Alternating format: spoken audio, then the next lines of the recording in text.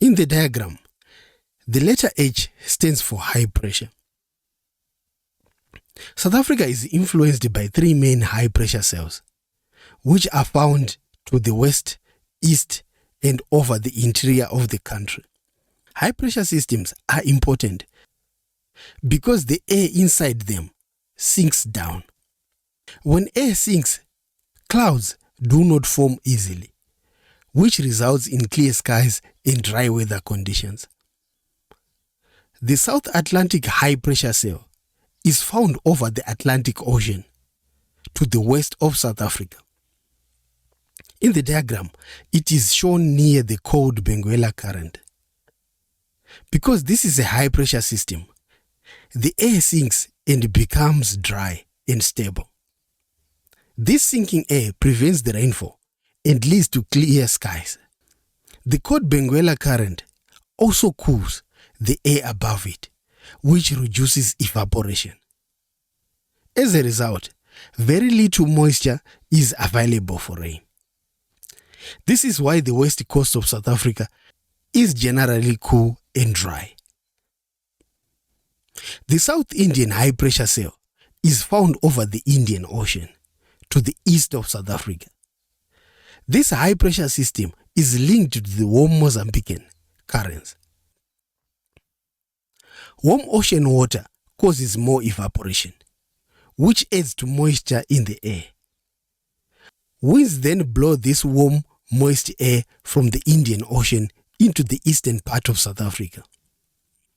When this moist air rises over the land, clouds form and rainfall occurs. This is why eastern South Africa experiences high humidity and mainly receives rainfall during the summer. The Kalahari high pressure cell is located over the interior plateau of South Africa. This high pressure system is usually strong during winter. The sinking air creates very stable atmospheric conditions, leading to clear skies and dry weather. At night, heat escapes easily from the ground, causing very cold temperatures and sometimes frost.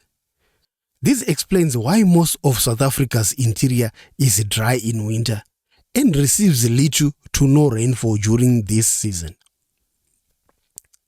The diagram also shows two important wind belts that affect South Africa. The tropical easterlies, found near the top of the map, they blow from east to west. This wind brings warm, moist air from the Indian Ocean towards the country. This moist air helps to form clouds and thunderstorms over the interior of South Africa. The westerlies, shown near the bottom of the map, blow from west to east and are found south of South Africa.